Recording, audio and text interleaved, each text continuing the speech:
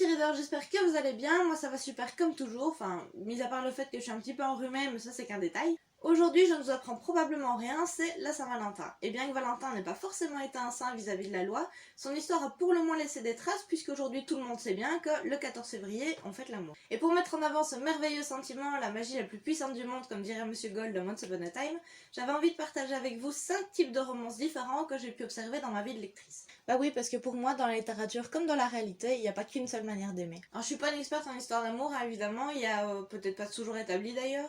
Je vais peut-être oublier des trucs, je vais peut-être parler souvent en généralité, tiens ça commence parce que je viens de dire souvent. Et je suis bien consciente qu'il y a des exceptions partout, mais c'est là mon expérience littéraire personnelle qui se base sur des lectures que j'ai bien aimées, des histoires d'amour que j'ai appréciées, que j'ai moins aimées, mais que j'ai découvert tout au fil de ma vie de lectrice, et qui d'une manière générale m'ont fait aimer l'amour tout simplement. Si vous avez des choses à partager par rapport à ce que je dis, des choses sur lesquelles vous êtes d'accord, des choses sur lesquelles vous n'êtes pas d'accord, ou tout simplement des lectures à rajouter à cette belle brochette d'amour, n'hésitez pas à le faire en commentaire juste en dessous avec toute la bienveillance dont vous avez l'habitude, et puis je serai ravie de pouvoir discuter avec vous sur ce sujet-là. Bon, c'est pas tout ça, mais on a de l'amour sur la planche, nous, non ?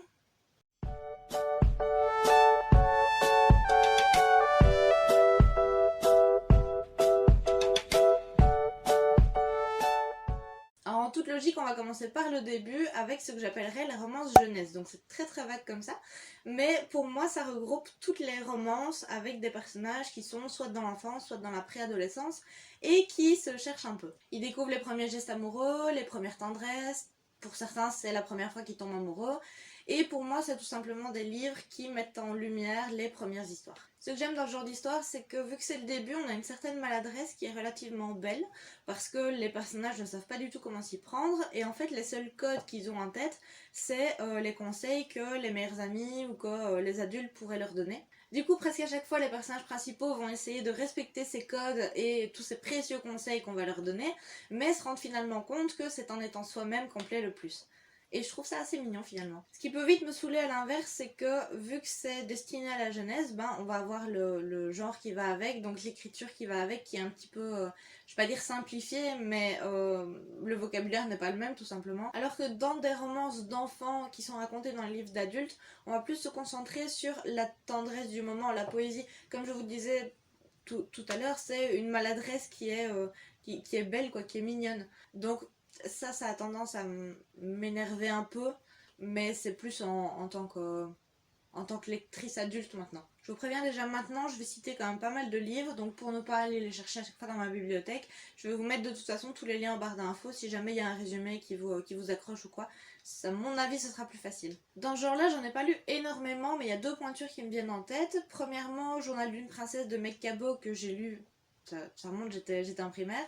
En fait, c'est une série de 11 tomes, je crois, qui raconte l'histoire d'une jeune lycéenne qui, par les liens du sang, va se voir proclamée héritière d'un tout petit pays européen et qui tombe amoureuse du frère de sa meilleure amie. Donc là aussi, on a les premiers émois, les premières histoires, etc. Et le deuxième, Les filles en chocolat de Cathy Cassidy. Ça aussi, c'est une série, mais qui est encore plus jeunesse que celle de Meg Cabot. Donc il y a 6 tomes, je crois, plus des petits hors-série. Ça raconte l'histoire de 5 sœurs qui sont âgées de 8 à 15 ans, je crois, et qui abordent l'amour de manière différente, qui ont chacune leurs petits soucis du quotidien. Et donc du coup, on a une manière totalement, je vais pas dire opposée, mais très très différente en tout cas, entre la petite par exemple qui va être amoureuse pour la première fois de son meilleur ami et qui se demande un petit peu ce qui lui arrive, et la plus grande de 14-15 ans qui a un copain qui est jeune, etc. et qui voit l'amour un petit peu plus comme une adulte que celle de 8 ans fatalement. D'ailleurs, il faudra que je vous reparle de cette série bien correctement parce que c'était vraiment une saga qui était clairement un coup de cœur. Il y a une autre série aussi que j'ai découvert l'été passé, mais que j'ai pas ici avec moi parce que je l'avais emprunté à la librairie. C'est Le journal de Dylan de Mary-Lou Addison. En fait, c'est l'histoire d'une petite fille de 13 ans qui découvre un petit peu comme la petite de 8 ans dans La fille au chocolat, mais à un âge différent évidemment, qui se rend compte qu'elle a peut-être des sentiments pour son meilleur ami, sauf que son meilleur ami la voit comme une amie simplement, limite un pote, parce qu'elle est très garçon manqué et elle s'était jamais posé des questions vraiment sur les garçons, sur comment est-ce qu'on pouvait les approcher, etc. Donc c'est quand même un bon livre qui pourrait rentrer dans la romance jeunesse aussi. Quand on grandit un peu, qu'on a un peu plus d'expérience, on arrive dans ce que j'appelle la romance young adulte. Ce sont tout simplement des histoires avec des jeunes qui sont un petit peu plus expérimentés, un petit peu plus grands, qui ont déjà eu certains chagrins d'amour peut-être, qui ont du coup un passé un petit peu plus lourd et qui sont souvent un petit peu plus réticents à avoir une nouvelle histoire. En fait, dans ces intrigues-là, il y a très fréquemment un des deux personnages qui a eu un drame dans sa vie plus ou moins important, qui fait qu'il ne peut pas forcément être avec la personne qu'il ou elle aime, et tout le livre, en tout cas une grande partie, va être sur le fait que le passé c'est le passé, que les personnes qu'on rencontre dans le présent ne sont pas forcément les personnes qu'on a côtoyées dans le passé, et que des fois il faut savoir faire table rase pour être heureux maintenant. Vous comprenez donc bien que c'est ça que j'aime dans ces livres, c'est qu'il y a une beauté de l'amour sur le fait que l'autre pourra réparer les erreurs du passé, qu'il pourra nous rendre notre sourire et que l'amour est plus fort que tout, etc. Comme par exemple Le Bleu de tes mots de Cass Crowley, je pense que je le prononce bien, une douce romance dans laquelle Rachel s'en va du quotidien de Henry et revient dans sa ville natale après avec un gros drame familial sur le cœur. Ou encore L'été où je suis devenue jolie de Jenny Ann. Oui, c'est l'autrice du livre À tous les garçons que j'ai aimé qui fait fureur maintenant. Qui raconte l'histoire d'Elizabeth, surnommée Belly, qui va découvrir ce qu'est l'amour à travers les deux fils de la meilleure amie de sa mère à qui va arriver un drame assez marquant. La plupart du temps, c'est le message qu'on veut nous faire passer. Je dis bien la plupart du temps. Parce que ça m'est déjà arrivé de tomber sur des romances, et là j'étais clairement dégoûtée, où le passé était trop lourd pour avoir une histoire d'amour comme on l'entend. Je pense notamment à No cœur en désaccord de Crystal Sutherland. Je choisis toujours des noms que j'arrive pas à prononcer moi. C'est l'histoire de Henry, encore une fois donc, qui tombe amoureux de Grace, une jeune fille aux airs de garçon manqué, qui a une canne, qui se raballe toujours en t-shirt, mais il sait pas pourquoi, il est attiré. Alors pour ceux qui ne voudraient pas être spoilés, je vais attendre que vous mettiez sur pause et que vous passiez. C'est bon, tous ceux qui sont là sont prêts à écouter ce que je vais dire? Bon, dans cette romance, ça se finit mal. Oh my god! Crystal Sutherland en fait nous dépeint une histoire qui est assez chouette à découvrir parce qu'il y a plein de références à la pop culture qui sont grave cool, on va se le dire, mais à la fin il y a quelque chose qu'on n'a pas. Ce qui pourrait en énerver certains et certaines dans ce genre de romance young adulte, c'est quand les personnages se résistent. En tant que lecteur, on peut comprendre certaines réactions des personnages quand la psychologie est bien expliquée, mais ça n'empêche, et vous me direz ce que vous en pensez, qu'on se sent frustré quand on sait bien que les deux personnages peuvent être heureux ensemble et que pour finir ils écoutent quand même les démons du passé. Enfin, moi ça m'énerve. Vous savez, c'est comme dans les films où on sait que le bisou va arriver, mais ça tarde et ça tarde et ça tarde. Et moi ça m'énerve clairement parce que un peu, on va dire que ça met un petit peu du suspense, on va dire, pour ce qu'on va avoir à la fin, et ça augmente le plaisir quand on voit ce moment arriver. Mais trop de temps en temps, je trouve que ça rend les personnages un peu idiots aux yeux du lecteur. Genre on se dit, le bonheur est devant eux, qu'est-ce qu'ils attendent quoi? Alors il existe encore un autre stade du drame qui casse les romances, c'est le drame romantique. C'est ce genre de romance adolescente ou non d'ailleurs, parce que j'ai déjà vu les deux, où un des deux personnages, ou les deux encore une fois, sont malades et disons que la maladie les sépare. Et à un moment donné, on les voyait beaucoup au cinéma, je me souviens qu'on a eu Nos étoiles contraires, je pense que c'est le premier que j'ai découvert, puis on a eu La face cachée de Margot, on a eu Avant toi, qui est un petit peu plus adulte mais qui est quand même dans le thème. Enfin bref, à un moment donné, ça volait pas mal. De ceux qui n'ont pas encore été adaptés, parce que oui, il y en a encore, je crois qu'il y a Eleanor and Park aussi qui est comme ça. Maintenant, je l'ai jamais lu et je pense qu'il va être adapté dans pas longtemps, ou alors ça a déjà été fait. Mais il y avait un projet comme ça. Par contre, un livre qui n'a jamais été adapté et pour lequel il n'y a aucune rumeur d'adaptation, et c'est bien dommage, c'est 1000 baisers pour un garçon de Tylee Cole. Dans cette histoire, on découvre Poppy et Rune qui sont voisins et amoureux depuis leurs 5 ans. Et en fait, Poppy a un bocal qui a été donné par sa grand-mère en lui disant que à chaque fois qu'un garçon va l'embrasser, il faut qu'elle mette sur un petit cœur en papier le numéro du baiser et des détails dont elle veut se souvenir.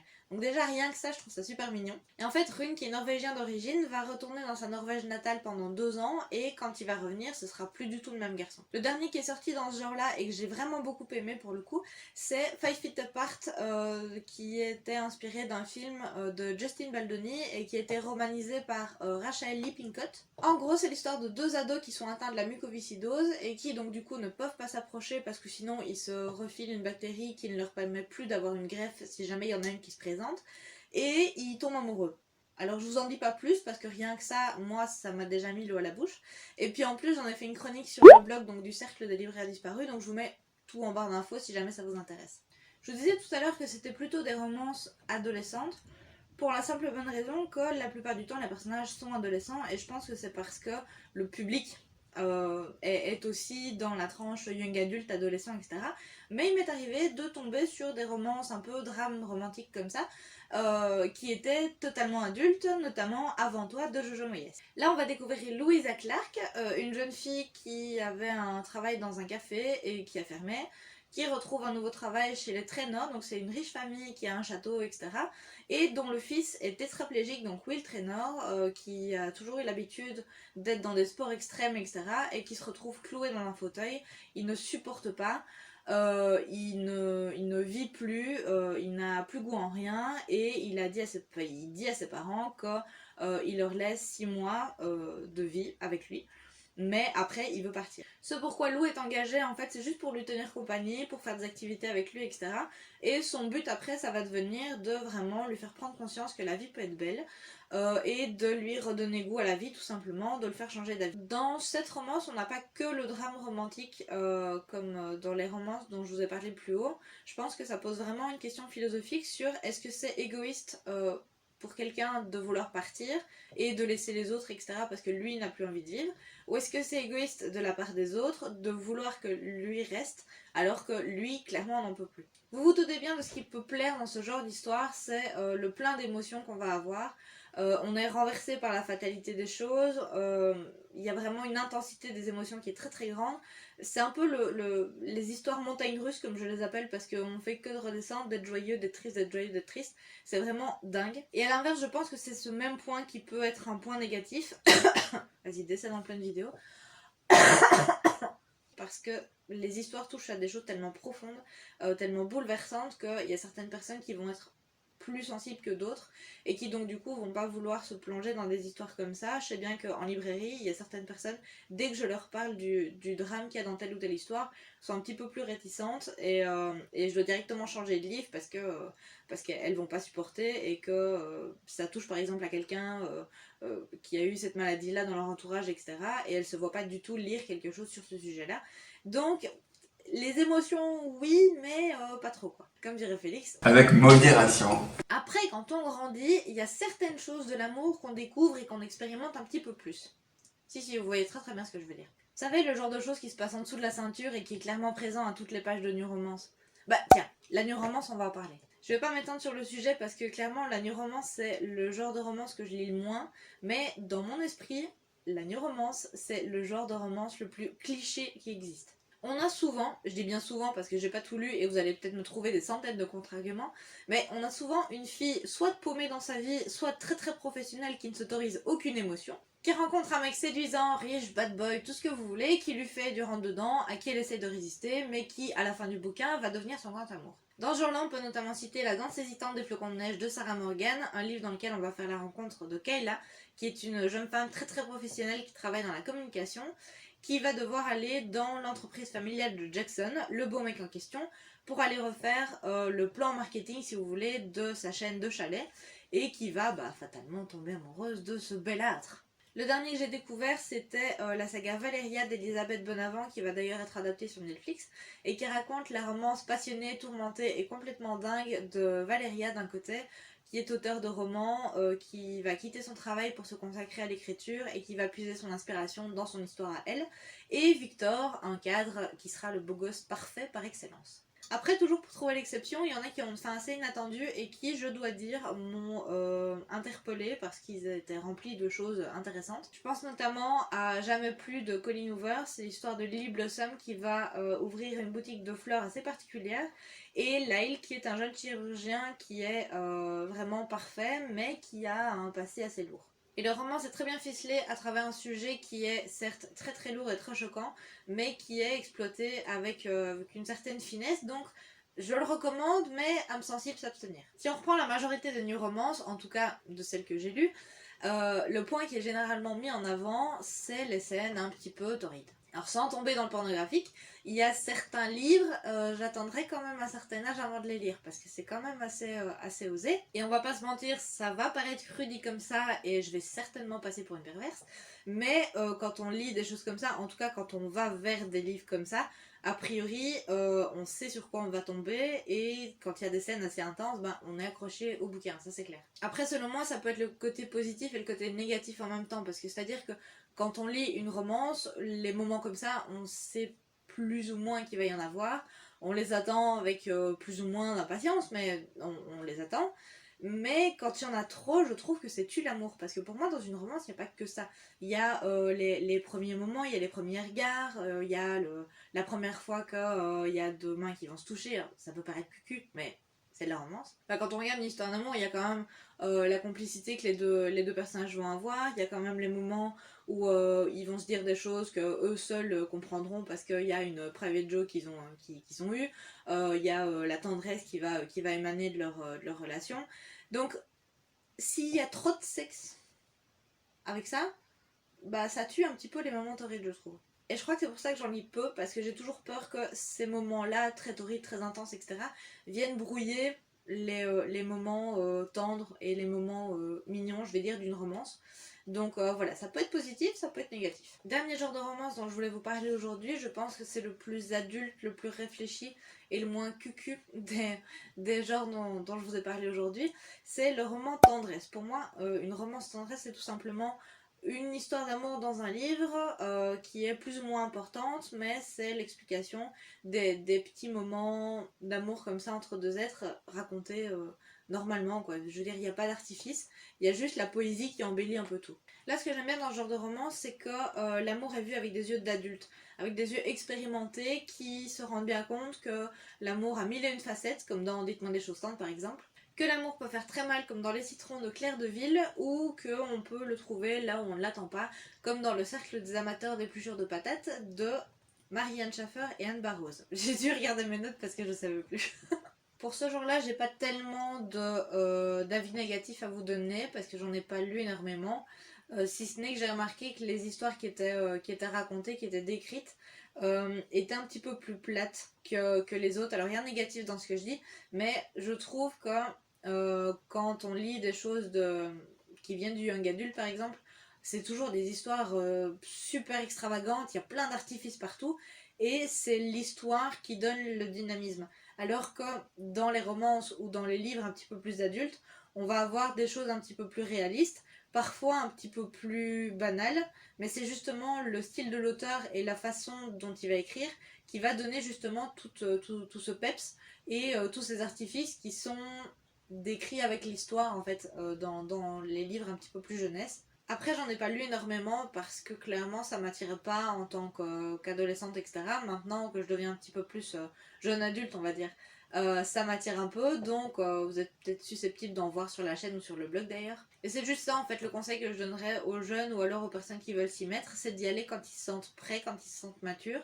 et de pas forcément y aller juste parce que ça fait plus adulte et qu'ils grandissent. Donc, il faut lire quand même des choses assez adultes. Non, si ça vous plaît pas, ça vous plaît pas, point. Après, être curieux et aller vers ce genre de livre-là, je crois que ça vaut le coup parce qu'il y en a certains, il y a certains auteurs qui valent la peine d'être connus quand même. Pour une raison assez évidente, je crois, j'ai pas évoqué tous les genres de romances qui me passaient par la main que je connaissais, juste ceux que j'aimais, que j'appréciais et que je voulais aborder avec vous. Mais je pense qu'il en existe plein d'autres, hein. Donc si jamais vous avez des conseils, des choses qu'il faut absolument que je lise ou que vous aimez par-dessus tout, bah, n'hésitez pas à me dire tout ça en commentaire, je serais ravie d'aller voir ça et puis de découvrir de nouvelles choses. Si la vidéo vous a plu, n'hésitez pas à la partager un maximum sur les réseaux sociaux où vous pouvez me trouver d'ailleurs, à aimer la vidéo pour me montrer que vous avez aimé tout simplement. Et puis il ne me reste plus qu'à vous souhaiter de magnifiques lectures et de vous envoyer plein d'amour. À la semaine prochaine!